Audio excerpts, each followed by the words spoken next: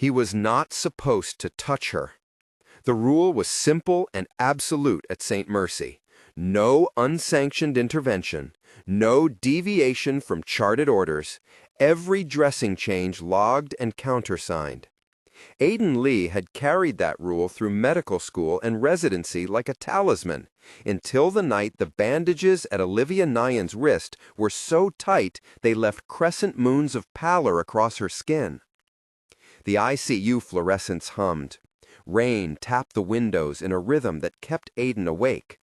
He moved with the quiet efficiency of someone who had learned to make small mercies sound like procedure. His fingers peeled at the gauze, careful not to disturb the central line, careful not to rouse the sleeping machines. The smell of hospital soap and warm plastic filled the space between each beep. Olivia's hand lay under the blanket, pale as the page of an unpaid bill. He had watched it for weeks, watched the pulse that sometimes refused to register on the monitor, and the sleeping curve of a woman who had never belonged to sleep. He had loved her his entire life, not in the grand cinematic way tabloids imagined when they tried to stitch his name to hers, but in small, private increments. As a child in a town that had shrunk around her family's rise, he'd seen her on posters, smiling, hair blown back, a headline about the company that had promised to change everything. He had watched, always at a distance, how the world rearranged itself around her name. Later, as a resident covering trauma, he had seen her in passing at a fundraiser where she moved like someone made of light. A brief conversation, a laugh that snagged on something stubborn in his chest. He had kept the ache quiet and clean, a private ledger of what-ifs, the life he might have offered her if the score of their lives had been counted differently. That ledger felt ridiculous now, beside the beeping monitor and the bandages that cut into her skin. The heart monitor chattered steady. Then, as if deciding it could no longer be faithful to silence, it spiked, a single bright surge on the screen.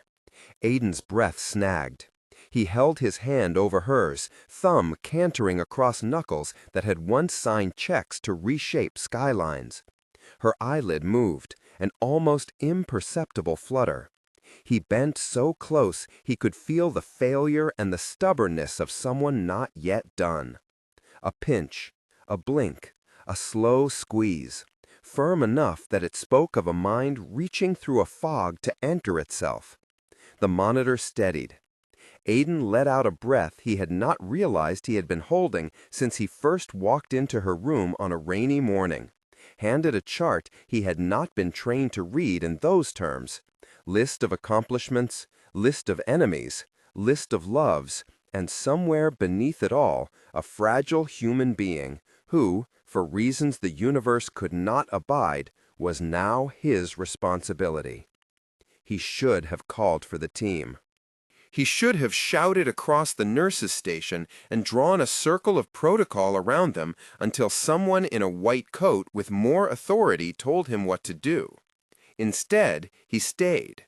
He replaced the gauze, gentled the set of lines, smoothed the blanket over her shoulder as if tucking in a child he had once promised to protect. The risks of unclipped protocol were not invisible to him. They glared like headlights. But rules were not a substitute for presence. He wanted, impossibly and inefficiently, to be present. It was a small thing, a human one. A patient squeezed his hand back. It became, within the narrow compass of that ICU room, a promise. If that moment touched you, if you find yourself holding your breath with him, tap the heart. The days after that were a study in careful motion. Aiden kept his head down, his notes meticulous, as if by cataloging everything he could prove he had been where evidence could not deny. He watched Olivia as one watches a storm from an awning, close enough to feel the wind, distant enough to avoid getting soaked. Her pupils tracked light. Her fingers curled around a pencil she did not know she held. She let out a sound like the first page of a book tearing free. The neurology consults said cautious things, ankle reflexes, sedation weans, the glacial math of brain recovery. The charts said nothing about why a woman like Olivia Nyen had been asleep long enough to become invisible to the world she'd once reimagined. Aiden kept looking for the visible cause the way a detective looks for fingerprints. Medication logs, nurse notes, timestamps. The pharmacy records did their precise thing, accounting for ampules and syringes. At 3 in the morning, in a supply closet that smelled faintly of rubber and lemon disinfectant, his fingers closed on a vial that did not belong. It had no label. It was small, clear glass, a cork of rubber at the top scuffed with fingerprints. Someone had pushed it to the back of the shelf, half hidden next to saline and propranolol. It was the kind of object that yelled mistake in a bodega, but in a hospital it hissed intention. He should have turned it in, handed it to pharmacy, uploaded it into evidence with the kind of bureaucratic care that kept careers intact. He did not. He cradled it like contraband, carried it down to the lab because he knew one person who owed him favors, and because favors were the currency of desperation. Jake was a lab tech, squat and quick and always smelling faintly of motor oil because he loved vintage motorcycles and the hands that turned wrenches. He looked at the vial as if it had been a joke someone had left on his bench. "You didn't drop this where it would be found," he said. "I found it," he said. He did not say the part of the night where he had smoothed the blanket over Olivia's shoulder, or the reason the bandage had cut too close. The head nurse who glanced away, the electronic log that showed a sedation adjustment with a user ID that mapped to a station in the administrative wing rather than the ward. Jake rubbed the glass with the pad of his thumb. It made no sound but for the tiny exhale he had no right to give. They ran a quick assay, the kind of basic, off-the-record screen that could tell them whether they were dealing with something ordinary or something that would require a subpoena. When the result flashed on the screen, clear, unequivocal, Aiden felt the room tilt. Long-acting benzodiazepine, a sedative that hung in the system like night fog, designed for slow suffocation, for buying time in other hands, for muffling the small protests of a mind that might otherwise have rallied. "You're sure?" Aiden's voice was small. They had not even understood the scale of what they just handled. Jake met his eyes. "I'm sure enough to hand the result to a lawyer," he said. He shrugged his shoulders like a man abandoning a precious hobby, and probably to tell whoever runs security. Aiden thought of the cameras, the black eyes that watched corridors and doors and parking lots, and felt a sudden metallic strand of fear. The hospital archived footage for a month unless there was a reason to hold it. Requests went up the chain and came back smoothed and filtered. He could do the right thing. He could file a formal incident report and hope the hospital's board would move with the same vigor with which they moved at fundraising galas and ribbon cuttings. He chose something else and felt the moral rope tighten. Margaret found him 2 hours later when the sky outside had gone black and the admissions desk was empty. She was the sort of nurse shaped by decades of rules, severe bun, voice like dry linen, eyes that had watched 1,000 crises shrink to ember. She had been on shift the night the bandage had been too tight. She did not like his hands near any patient when permission had not been logged. "What did you do?" she asked. "Changed it," he said. The word was a confession and a shield. Margaret placed her palm on the chart. "Aiden, you signed yourself up for checklists for chain of custody. This is your first attending any time you followed your heart instead of your training." "I couldn't." He wanted to say she was slipping in color the way a painting left in sun. He wanted to say he had loved a woman he had never been entitled to love. He wanted to say that he had traced the contours of that love like a map and found the same wound in the place where the bandage had been tightest. None of that would make the rule less real. "You put us all at risk," Margaret's voice softened. "You also might have kept her alive for another hour. But you need to understand, there's a line between compassion and chaos. You crossed it." Aiden nodded because that was the language people understood, nodding, accepting consequence. He did not yet understand what the consequence would be. He had felt, that night, that mercy was worth a career. Later, when the legal forms rattled like dowries, he would have to decide if that was still true. Jenny was the kind of nurse who mastered the art of existing unremarkably. She had a soft voice that made confessions sound like whispers to a sleeping child. When she asked for Aiden's presence in the staff bathroom at 3 in the morning, her hands shook. "You don't have to do this," she said, not letting him finish a protest. "Tell me," he said. She swallowed and leaned her forehead against the cold tile as if to press the words into it. "They paid me," she said. "Not much. Enough to look the other way. Enough to let the dosage slide. I thought it was someone from family, from security.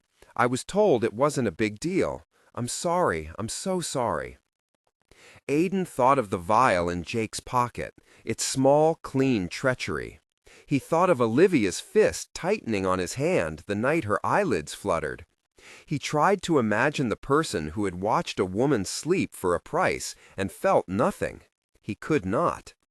"Who?" he asked. Jenny's eyes avoided him, and when they landed on him, they were filled with something like fear. "Daniel," she said. The name fell like a stone and echoed. Daniel Nyen, the man in every photo behind stanchioned velvet rope. Younger brother to a woman who had built skyscrapers out of algorithms. A man whose charm was the sort that made philanthropists hand over checks and anchors on morning shows recite his talking points. He ran charities that fed entire city blocks and sat on panels about ethical tech. He had the kind of smile that neutralized accusation. "Who?" he asked. Jenny's eyes avoided him, and when they landed on him, they were filled with something like fear. "Daniel," she said. The name fell like a stone and echoed. Daniel Nyen, the man in every photo behind stanchioned velvet rope. Younger brother to a woman who had built skyscrapers out of algorithms. A man whose charm was the sort that made philanthropists hand over checks and anchors on morning shows recite his talking points.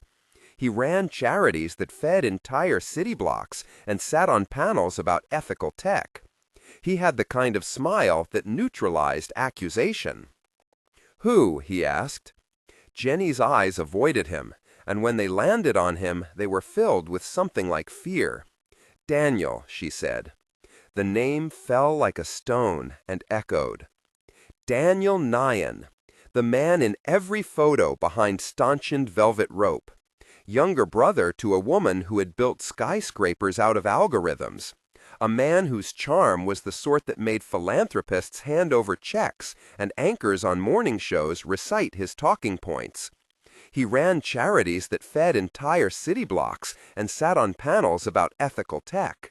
He had the kind of smile that neutralized accusation. Aiden felt an old ache twist into something sharper. Daniel's presence in the hospital had been a kind of halo that evening. Press photos, a handshake with the CEO, murmured laughter at the hospital gala. He was everywhere, and yet when you looked more closely, there were thin places where his light did not reach. Jenny would not have said his name if she had not felt the bottom fall out of her world. "How much?" Aiden asked. "Enough." She could not meet his eyes. "Enough to be ashamed." "You reported this?" "No." She looked like she might cry. "I was scared." Aiden did not blame her. He thought of all the small selves he had kept secret. The summer he'd worked 2 jobs to pay for tuition. The nights he had taught himself sutures because nobody had looked his way. The years he had loved someone whose life had seemed unreachable. He understood fear in its most complicated form. He also understood the truth of a hospital. Secrecy kills people. It snags the margins of care and slowly suffocates it with polite lies. They did what they could without crossing another line. Aiden filed a formal request for the security footage. He submitted an official incident report citing irregular medication adjustments. He documented the vial, turned over the test results from Jake with a stamped chain of custody sheet. He wrote his own name on a form and felt the shape of his responsibility. The hospital responded with the cool bureaucracy of preservation. The footage was archived, it would be reviewed. The administration thanked him for his vigilance. They told him to cop to the protocol deviation on the bandage, which he did, and they told him they would review it internally. Margaret watched him do it with a look like someone who had seen the river rage both ways. But footage and forms move differently than suspicion. The security office sent a note. A camera had been obstructed for a brief window on the night in question. The log showed maintenance that coincided with Daniel's visit to the hospital's executive wing. Camera maintenance happened in hospitals. So did happenstance. Aiden found himself standing in the hospital's executive lounge, a room clad in walnut and smiles that cost more than he made in a year. A small man with a vial of someone else's guilt tucked like contraband beneath his arm. He had requested the meeting because you had to speak directly to men like Daniel to understand what the polished smile might be hiding. Daniel Nyen arrived with the perfect angle for a photograph. He was tall, with a jaw that did not look like it had ever had to decide between mercy and expedience. He wore a suit that had been fitted in a place where measurements did not need explanations. He greeted Aiden with a handshake that was warm and public and, Aiden suspected, designed. "You're the resident on her case," Daniel said. His voice was smooth. "Aiden, I've heard good things." Aiden felt the old ledger open itself and spill, the years of looking from afar, a private devotion translated into public courage. He didn't mention his history. He could not. This was not the hour for confessions of a boy's crush. He held up the chain of custody sheet, the vial test, the incident report. Daniel's face flickered like a candle in a draft. "What is this?" Daniel asked. "Evidence," Aiden said simply. He laid the vial on the table. It looked small and ordinary and monstrous all at once. Security shows gaps in footage. A nurse, Jenny, said she was paid to ignore changes. There's a clear, long-acting sedative that wasn't logged. Daniel took in the documents, the sterile letters that had become a kind of indictment. For a moment, his expression dissolved into the practiced concern of a brother at vigil. "Olivia is everything to me," he said. "She gets exhausted. She's under an extraordinary strain. If anyone needed help, it was meant to help her rest." "You mean control," Aiden said. "You mean taking the choice away." Daniel's shoulders rose like someone doubling down. "You don't know the whole story," he said. "You're new here." "I know enough," Aiden's voice was steady. "You were on the floor that night. You were on camera elsewhere in the building. We have testimony from a nurse. You can deny it." Daniel's smile thinned. "There are ways to protect a family. You should be careful, Dr. Lee. Hospitals are fragile ecosystems. Patients rely on order. If you make accusations without proof—" "I have proof," Aiden said. He did not mean he had the legal certainties that would take a man down. He meant he had enough to make people listen. He meant he had the vial, the test, the nurse's shame. He had the look in Olivia's hand when she woke, the acknowledgement that someone had been there. That acknowledgement felt like grace and like a liability. It made him dangerous. Across the table, Daniel's face went so still it seemed carved. "You don't understand the dangers of what you're doing," he said. It was a warning masquerading as concern. "You think you're saving someone. You think you know better than protocols. Be careful how often you put yourself between people and consequences." Aiden folded his hands, as if the space between his fingers might hold together. I'm not putting myself between them and justice. I'm trying to make sure the right person gets asked the right questions. That's all." Daniel leaned forward, lowering his voice so close it could be mistaken for confidence. "You're young," he said. "You have a career. Don't let compassion become an excuse for recklessness. We can all help Olivia. Let the hospital do its work." What Daniel saw was not in Aiden's ledger. He did not know that the reason Aiden had crossed protocol was not a flash of theatrical romance, but a quiet history. The boy who once sat in a second-row seat at a school assembly and watched Olivia speak about the future as if she were naming stars. He did not see the man who had watched her be reduced by sleep and found himself whooping against the cup of his ribs. When Aiden left, the hallway tasted like the antiseptic the city used to mask its rust. When Aiden left, the satisfaction of a retreat he had not been cowed.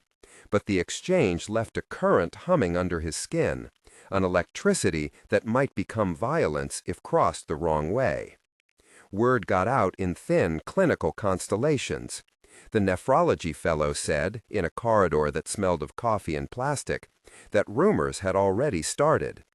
The admissions clerk mentioned the piece that would run in the morning edition about the Nyen family, about old money rebranded as tech altruism. Reporters, when they smelled a story about a sleeping billionaire, came with the hunger of hyenas. Aiden kept a fragile private calendar. He went to Olivia's room between rounds, sat at the edge of the bed, and read articles out loud he couldn't let himself publish elsewhere. He read about the company she had built, its platforms, its promises. He read about her names on donor walls and the cold, perfect photos where her smile did the world's edges. She listened without opening her eyes the first times, then blinked, and instead of asking why he had been selected as her sentinel, asked, in a voice that was thin as a page, "Are you alone?" "It depends," he said. "Right now, I'm here." When she finally spoke her name clearly, Olivia Nyen, Aiden felt the years of not saying it fall onto the floor like paper crumpling. She remembered flashes, the hospital, a car crash on rain-slicked asphalt, waking to a world that had shrunk and then grown new walls. She did not remember the sequence that had put her under for weeks. Sometimes memory returned like a tide, swift, violent, then receding. She could hold a thought for a breath and then lose it. He told her small truths. He told her where she was. He did not tell her the small, private calculus that had led him to break protocol.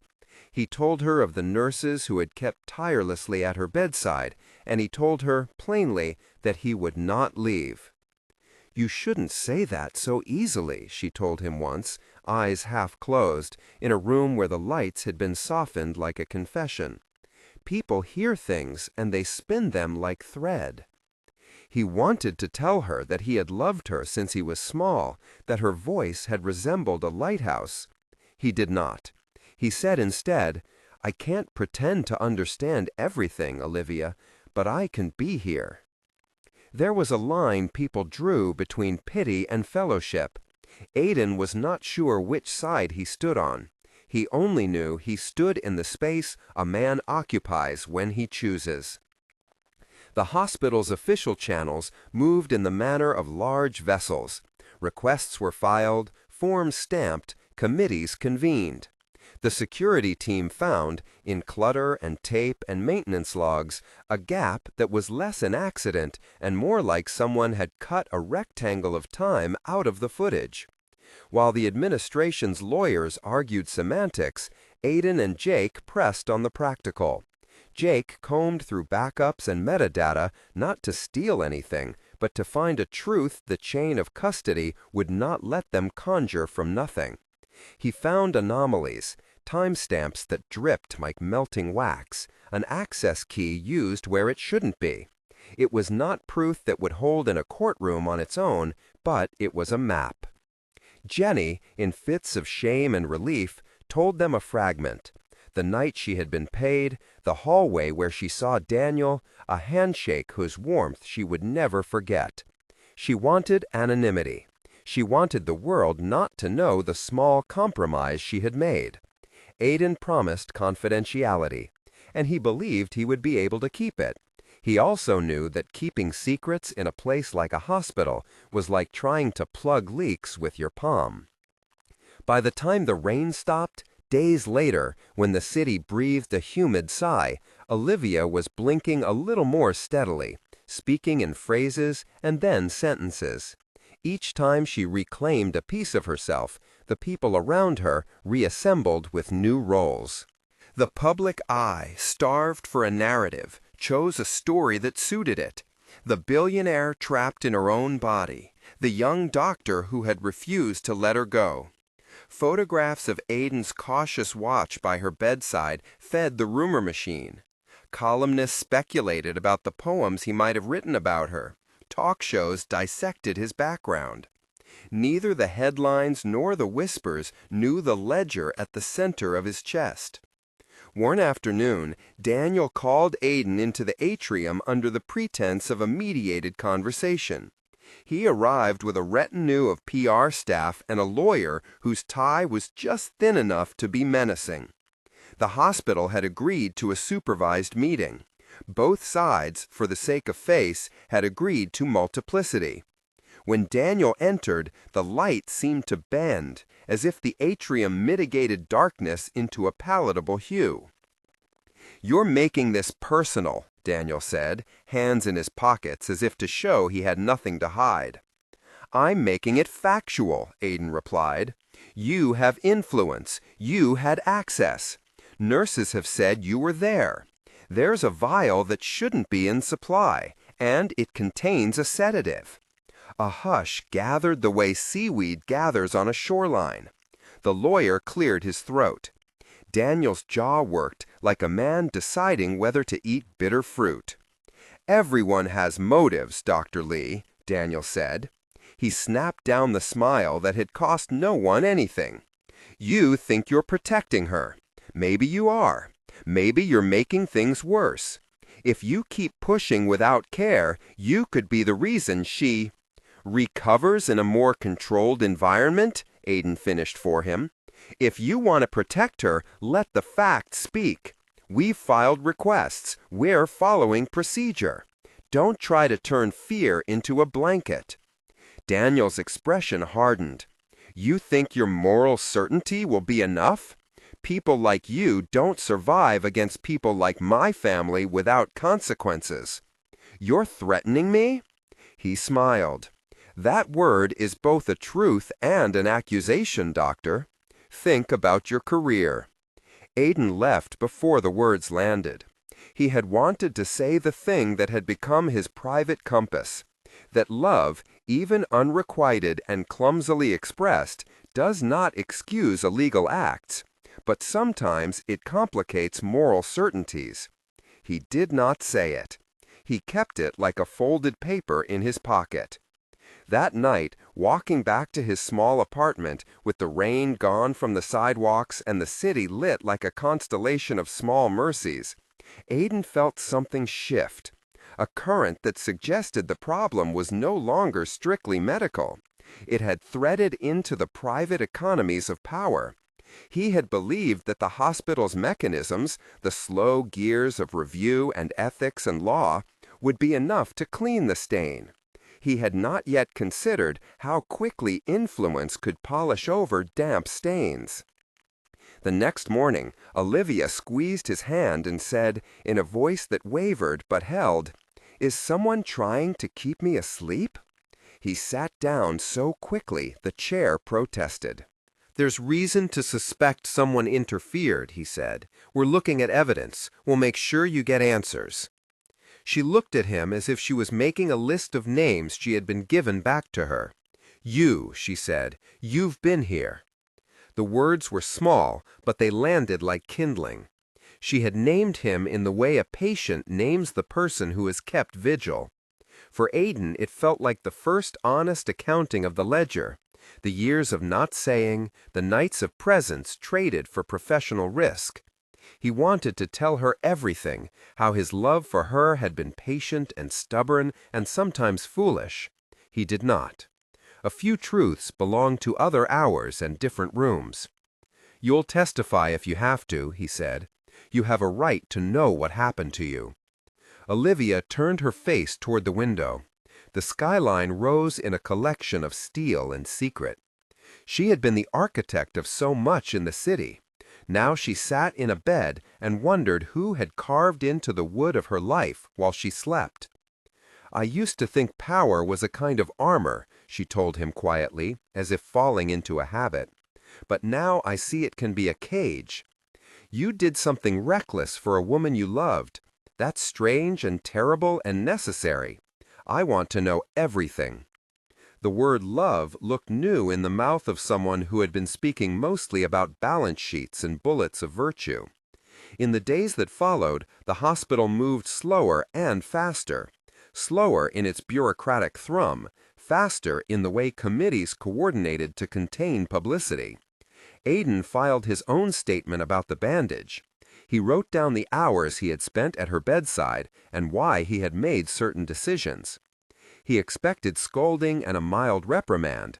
He did not expect that his actions would be used as an accusation and defense in the same breath. Someone from Olivia's legal team, Rachel Kim, a sharp-edged attorney with a lawyer's appetite for clarity, arrived in a storm of paperwork and calm. She listened to Aiden as if fraying threads were the only interesting thing in a room. When she asked him to chronicle his observations, his notes trembled with the tiny violence of raw truth. "We'll make sure this comes out properly," she said. "You should know, cases like this have a life beyond the hospital. They go to court. People will try to salvage reputation. Others will try to destroy it. Be prepared." He had not thought about how celebrity bent the arc of justice. He had only thought of a woman's hand clutching his in the dark. He was naive in that way. He leaned into the naivete like a prayer. The first time he saw the footage that mattered, grainy, ordinary hospital security from a corridor camera, the world contracted to a single frame.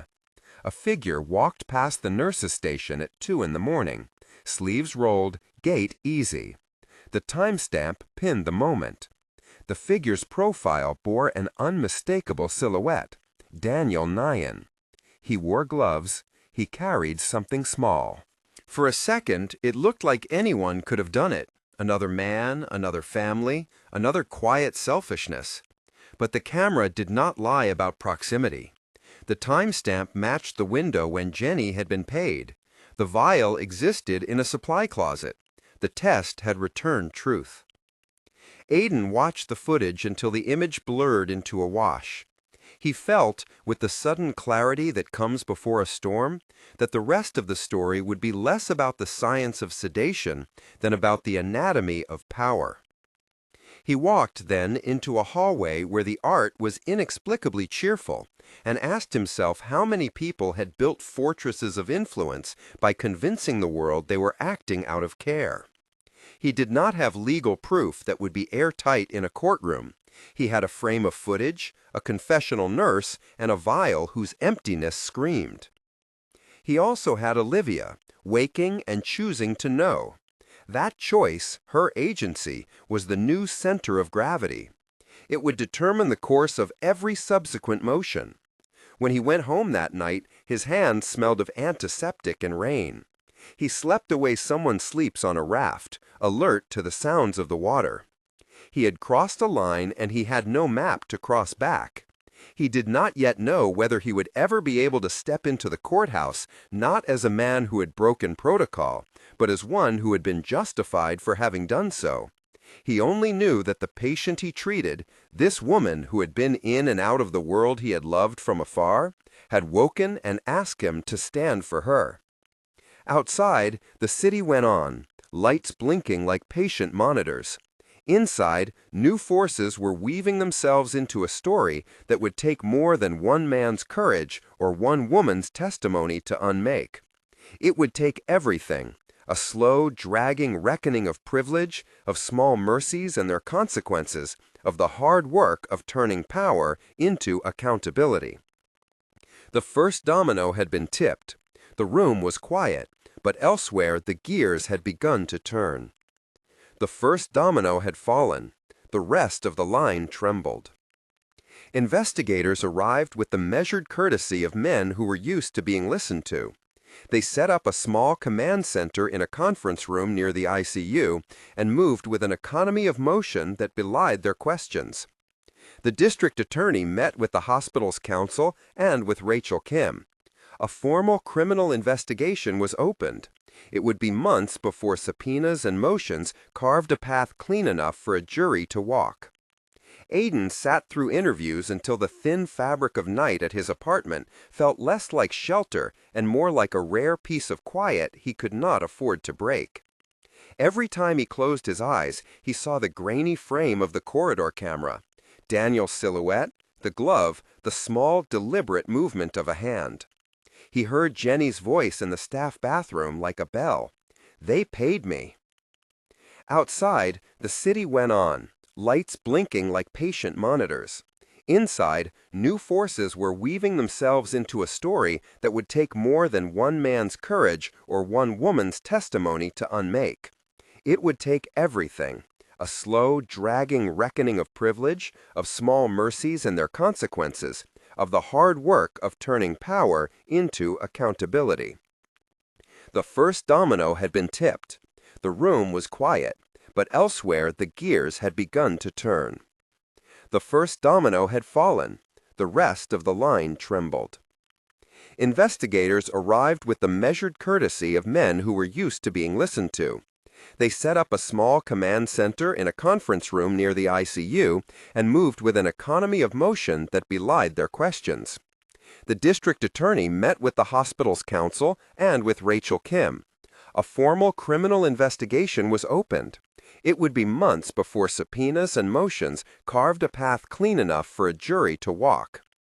Aiden sat through interviews until the thin fabric of night at his apartment felt less like shelter and more like a rare piece of quiet he could not afford to break. Every time he closed his eyes, he saw the grainy frame of the corridor camera, Daniel's silhouette, the glove, the small, deliberate movement of a hand. He heard Jenny's voice in the staff bathroom like a bell. "They paid me." He felt like an ache lodged in bone, the weight of having moved when the rule book said he should have stood still. The hospital convened an internal review. Margaret's brow softened the day she sat across from him and said the thing she rarely let herself say out loud. "You saved time," she told him, "and time can mean life. But you undermine the system that keeps people safe. You put your career at risk, Aiden. You put us at risk." He could have defended himself in 1,000 rational ways. He could have cataloged the reasons until they stacked like clean arguments. Instead, he kept answering truthfully. No embellishment, no heroics. He wrote a precise statement about the bandage, the moment the monitor spiked, why his hands had moved. He gave names. He turned over the vial and the lab report Jake had generated. He told the ethics board he had failed to follow protocol and that he accepted the consequences. Legal processes, like tides, reveal and then hide. The DA moved carefully at first, building a case that would not collapse under the weight of cash and polished counsel. They issued subpoenas for financial records. They tracked transfers. A small thread began to show. Payments through a shell company that led, with careful tracing, to Daniel's accounts. The money trail was not a single rope. It was a skein threaded through PR firms and charitable fronts, smoothed into legitimacy. But under the sheen, stamps and wire transfers told a different story. Daniel used every resource his life had given him. He hired lawyers whose briefcases smelled faintly of perfumed paper. He granted interviews that turned into op-eds about the toll of public life, about the sanctity of family. He claimed to be a brother trying to comfort his sibling. He denied wrongdoing, naturally. A PR firm drafted a narrative of concern and exhaustion. He took the stage at a gala and spoke about vulnerability with the practiced cadence of a man who had always known the right words. In the waiting spaces between motions and filings, Olivia's recovery made small, miraculous progress. She relearned the rhythm of breakfast, how the light tasted across her coffee when it wasn't filtered by staff schedules. She practiced walking with a therapist whose jokes were precise and dry. Her memory stitched itself in unpredictable patterns. A dinner with a friend one afternoon, a flash of a childhood dog, an email that started a revolution in code. And always, threaded through the returns of memory, the presence of the man who had made the unethical choice to be near her. There were nights when Olivia would wake with the sensation of having been cut out of time and dropped onto a mattress in a city that had moved on without her. She learned how to name the gaps. She learned how to decide what to keep and what to let go. One evening, as evening does in the hospital, the light softened to a golden pool down the corridor. She looked at Aiden and asked him without preamble, "Do you ever think people can be more than the choices they've made?" He met her gaze and felt the complicated geography of his own life shift. "Yes," he said, "and sometimes they reinvent themselves by taking responsibility." She watched him. She had watched a lot of people when awake and when asleep, how they arranged truth like arrangements of flowers, how they cut away what did not serve the image they wanted the world to see. She had learned to be careful with assumptions. Now she was practicing new ones, that care could be messy, that courage could look like a mistake carried to its honest end. When the DA announced charges, the city seemed to hold its breath. Daniel was indicted on counts that included administering a harmful substance, conspiracy to commit bodily harm, and assault. The indictment was precise but not theatrical. Prosecutors knew they needed to be surgical with the evidence because wealth could hire plausible doubt. Courtroom preparation became a study in what it meant to make the private public. Rachel Kim rehearsed Olivia's testimony like a composer rehearses a soloist. Careful, patient, mindful of cadence. Aiden prepared to testify about the bandage and his discovery. He confessed his breach of protocol on the stand, choosing transparency over defense. He described the night he had broken the rule, why he had acted, and what it had cost him morally. He accepted the panel of the hospital's disciplinary board would likely impose sanctions. He understood that telling the truth about his fault might give others pause when deciding whether to believe him, but he could not square a life on anything less.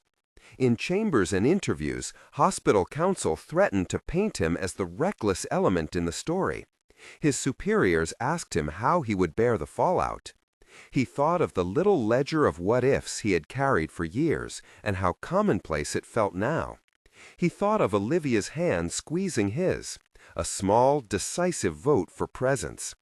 The ledger weighed less when she had said his name out loud. On the first day of the trial, the courtroom smelled like paper and the kind of hot metal that comes off from fluorescent bulbs. Cameras hovered beyond the windows of public seating. Reporters' pens scraped like rain on tin. The city's appetite for the story had turned prickly. Some watched for a scandal to explode, others for a misapplied morality play to be corrected. Rachel opened with a simple statement. This was not a story of star-crossed lovers, but of a woman who had been robbed of agency in the place meant to preserve it. She played clips of nurse interviews that had been lawfully obtained and the grainy hallway footage that showed a figure in gloves. The defense tried to chip away at chain of custody issues and argued the money trail was circumstantial. Daniel's lawyers argued he had been a caring brother, worried about his sister's sleep, that any payments were for consulting and not to silence. On cross-examination, Jenny trembled but did not crumble. Rachel led her through the night like a gentle surgeon. Jenny's voice was low, fortified by the knowledge she was doing the right thing finally, by the relief that had replaced the shame. She told the court how she had been paid anonymously, how she had been told not to question. She explained why she had signed off on medication logs and why she had looked away. Her admission did not absolve her of guilt. It made her human. The gallery exhaled in waves. A pivotal moment arrived when Jake testified about the vial sample. He explained, carefully, without theatricality, that the initial assay had been run off the books because they feared immediate suppression. He described handing the result to counsel and the subsequent formalization of evidence. The defense seized on the off-the-record word, trying to cast doubt. Rachel anticipated this. She produced the chain of custody forms that documented how the lab's preliminary result had been verified, how samples had been retested under formal procedures, and how the DA's office had subsequently maintained control of the evidence. It was not perfect, but it was enough. To the public, the trial was a kind of theater. Tabloids tried to twist it into an erotic melodrama. Editorialists argued about privilege. Late-night hosts turned the narrative into jokes about rich people's eccentricities. More sober outlets ran long features about medical ethics and the seductions of power. But inside the courtroom, these were not headlines. These were human testimonies and paper documents laid out with the demanding precision of a landscape survey. When Olivia took the stand the second week, the air seemed to change. She moved with the practiced ease of someone who had learned to navigate scrutiny. She did not speak in the corporate language she had once used to steer boardrooms. Her voice now was a softer tool, sharper for its honesty. She described waking to a body that had been borrowed by the world and returning it to herself in fragments. She spoke of nights when she had been disoriented, of the feeling that someone had smoothed the sheet over the top of her life and left no way in. She did not frame her testimony as romantic or as vengeful. She spoke instead of choices denied and of the quiet of being rendered silent. She named Daniel in clear, ordinary words. She described the moments she had come back enough to know she had been wronged, and the small courage it took to ask who had touched the margins of her life. When the defense tried to smear her as unstable, one of their favorite lines, they underestimated something the jury could see plainly: Olivia's steadiness. She testifying was not an exhibition of privilege or performance. It was an exercise in recovery, the act of a person reclaiming ownership. Outside, the detention and liberation of public opinion refracted across columns and cable shows. Aiden read an op-ed that argued for punitive action against him for breaking protocol. He read another that lauded his sacrificial compassion. The spectrum made his stomach hollow. He had broken a rule, and he would answer for that. He had also borne witness. He accepted that the costs of being truthful were part of the price. Midway through the trial, the stakes escalated in a way that no legal brief could have prepared them for. They were leaving the courthouse after a long day of testimony. Olivia had chosen to walk with a small entourage: security, Rachel, and a close friend who had been with her since childhood. The sky had bruised into late afternoon, and the crowd had swollen with people who wanted to see history in motion. Press badges flashed. Someone muttered a question about the future of tech ethics. Aiden walked beside Olivia, his hands in his pockets so he would not fidget. He had the low hum of adrenaline at the base of his skull, one part fatigue, one part the old uncanny readiness that had once made him check bandages at night. The attempt was clinical and swift. A black SUV that had been lingering at the curb surged forward. A man leaped from the passenger side, fast, practiced, and aimed at the group. The world skewed into the slow, terrible calculus of survival. People shouted. Aiden did what he had done when protocol had felt insufficient. He moved. He did not calculate the risks. He met the man's rush with a simple animal reaction, a shove, a reach for the weapon. He felt the impact, a force that drove breath from his lungs and sent shards of motion into his bones. He heard a crack, like a small tree breaking. He felt someone else's body slam into him, and then the world became the raw, clean problem of displacing danger. Olivia's instinct recorded the sequence as if in a photograph. She saw Aiden move between her and the man, take the brunt of a hit, the color drain from his face. She felt the peril like cold glass on her arms. Her security had him down, and the attacker was restrained.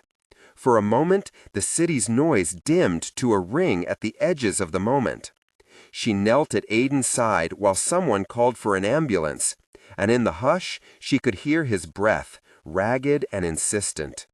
He sustained a fractured wrist and a deep bruise along his side.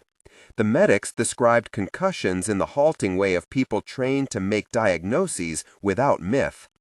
There was a cut along his eyebrow that needed stitches, but nothing that would keep him from being who he had to be. He would recover. He would be sore. But for a small, harrowing moment, he had put himself between her and a blade of violence. The attack changed the tenor of the trial. Prosecutors argued it was further evidence of the dangerous lengths to which power could extend when one attempted to silence accountability. The defense clung to the narrative of overzealous persecution. Detectives widened their net. They tracked financing that suggested someone had hired a fixer. A wire uncovered calls to a security contractor loosely connected to Daniel's network. The evidence piled like silt that eventually would either become a rock or be washed away. Aiden's injury complicated his ability to work. He took leave and used the time to untangle the threads of his life.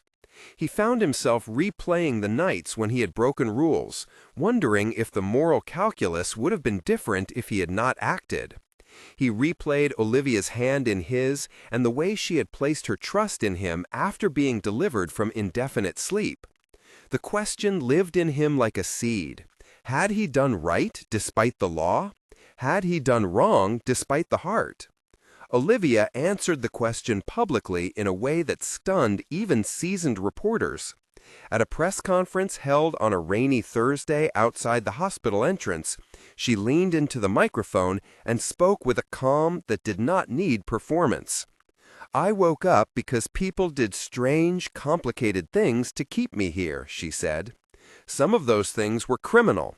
Some were misguided kindness. One person sat with me when I could not find my voice. He broke rules to do it.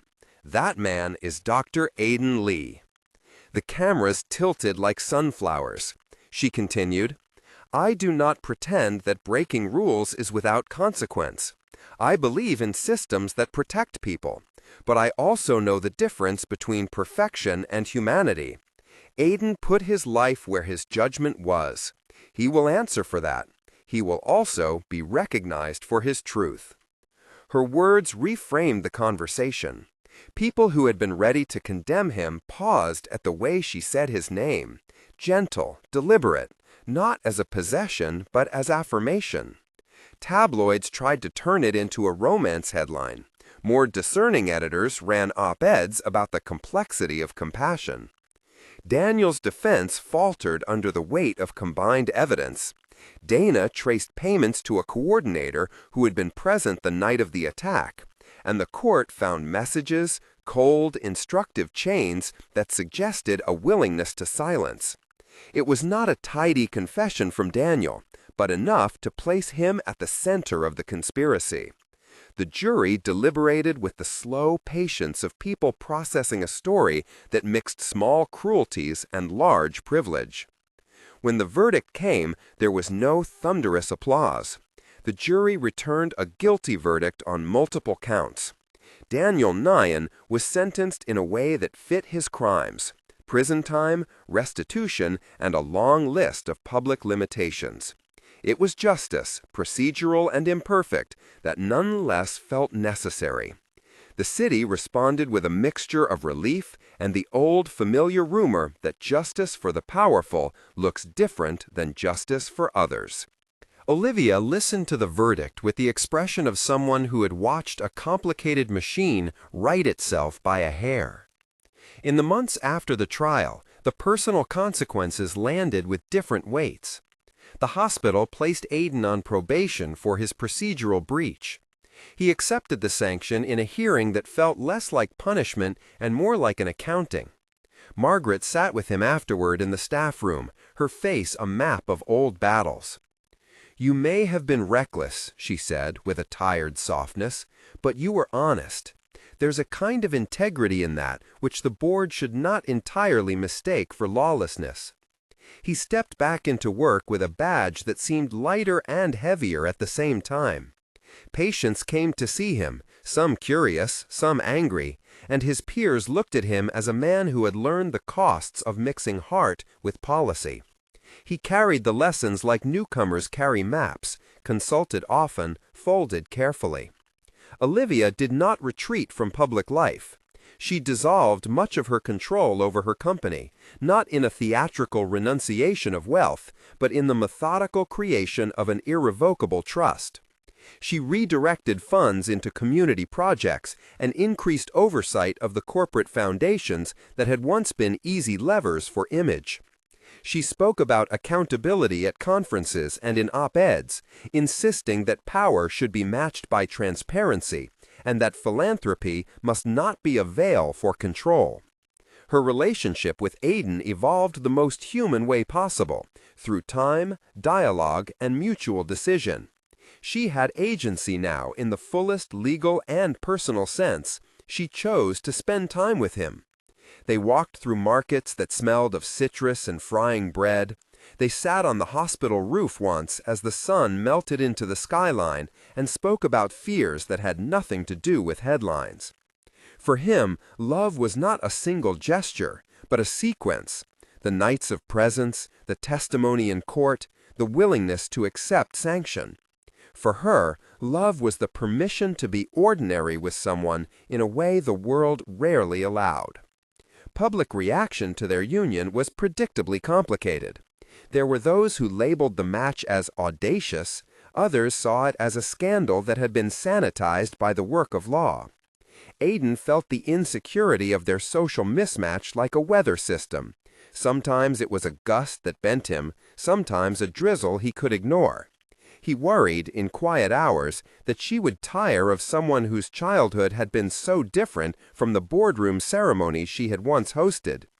Olivia reassured him in ways that did not flatter his anxieties, but steadied them. "You were there," she said one evening, when the city's lights had become a soft constellation. "You stayed. That is a choice I respect." They married in a ceremony without papered invitation lists or gallery photos. It was a small gathering under an old elm, friends and nurses and the lawyer who had become a trusted ally. For him, love was not a single gesture, but a sequence.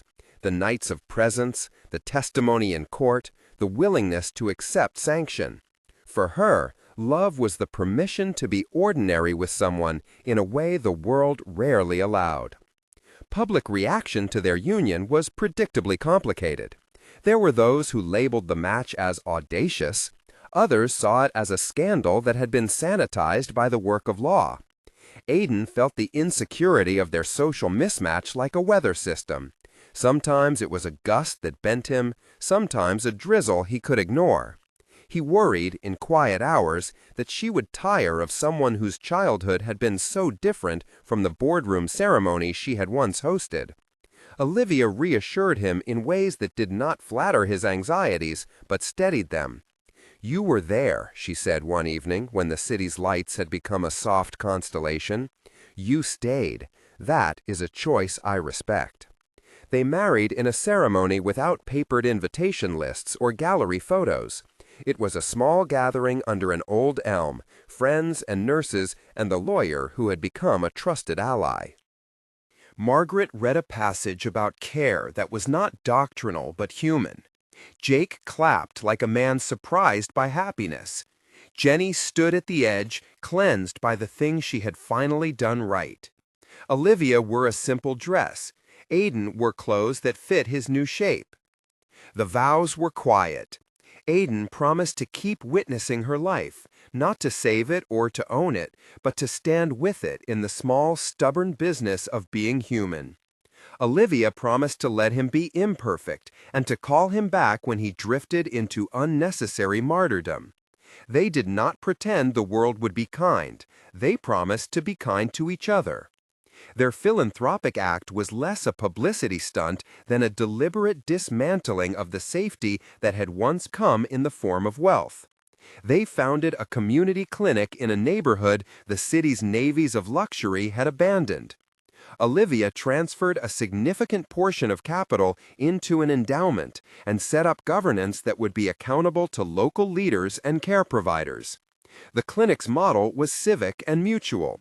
Sliding scale care, residency programs, outreach to non-English speakers, and a small research fund to explore ways of preventing the kind of systemic abuses Olivia had suffered. Aiden became the clinic's medical director. He did not seek a throne. He sought a place where his skills could meet need without the spectacle. He built protocols with Margaret and with community leaders so that compassion would not again be weaponized into recklessness. He trained residents in the ethics of presence, how to be near without assuming ownership, how to listen without projecting one's own ledger onto another person. The clinic opened on a golden afternoon that smelled of new paint and warm coffee. Neighbors lined the sidewalk. The first patients arrived with small, ordinary needs: a child with a fever, an elderly woman who needed a refill, a man who needed a counselor. The clinic did not cure the city's ills. It did, however, create a small island where power was shared differently. In the quiet moments after the ribbon was cut, Aiden stood on the clinic's porch and watched the sunset smear light across the brick. Olivia came to stand beside him, her hand finding his, their fingers interlacing like a map of years that had been stitched together. She had been once a woman who remade skylines with code and capital. Now she also ran a trust and sat on a board that insisted on transparency. She had traded some things for others and was unashamed of it. "You ever regret it?" he asked her quietly, thinking of the nights of protocol bending and the fractured wrist that had come with the attack. She tipped her head and smiled, not indulgently, but with hard-won softness. "I regret the nights I let myself sleep through other people's suffering," she said. "I regret a lot, but I do not regret waking up." They watched people enter the clinic, some tentative, some eager. A child's small hand reached out for a door handle and then for a volunteer sleeve. The world did not change in a single day. It changed in the small, sustained acts of caring that the clinic would repeat each morning. Aiden thought about the ledger he had carried for decades, the private account of affection that once felt like a quiet sin of adoration. He saw now how love had become something else, not ownership, but a companion to accountability. He had loved her his entire life in that private way, yes, but their life together now was built on mutual agency and the messy, honest labor of care. It was not the tidy romance stories in magazines. It was a messy, real companionship that asked for brave smallness. Olivia squeezed his hand and turned toward him. She did not need grand speeches.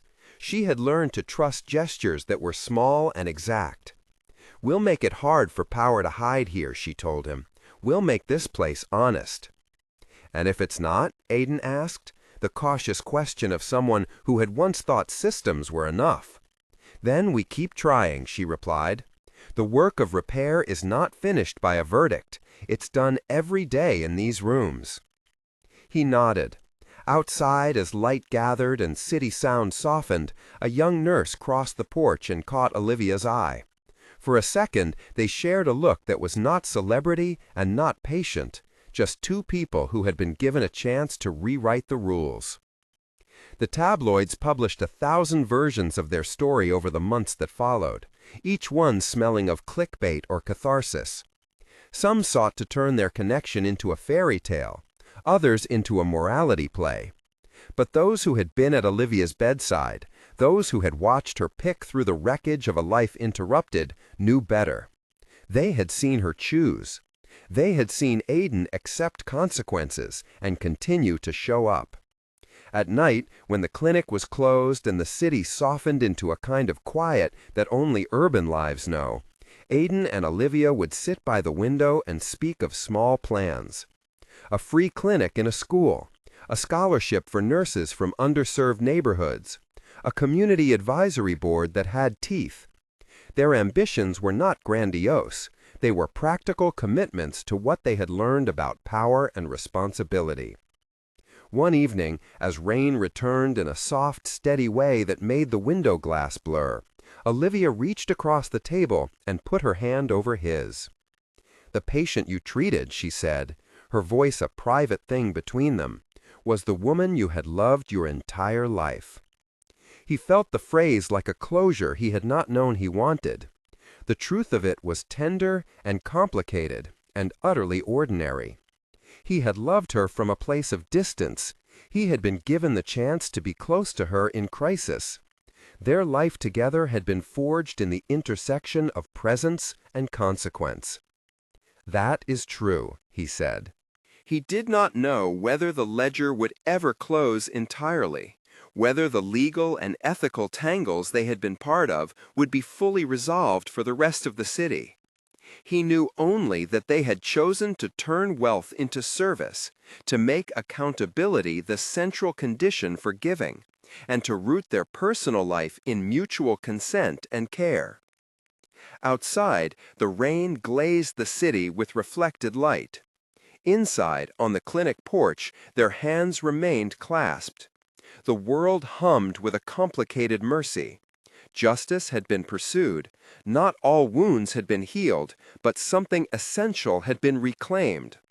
They had taken their flawed choices and their hard truths and made of them a joint commitment to a life where care did not excuse control and where love had room to be imperfect and real. If you were moved by this story and would like more like it, please subscribe for more heart-led tales. The patient he treated was the woman he had loved his entire life, and together they spent that life rebuilding what had been broken.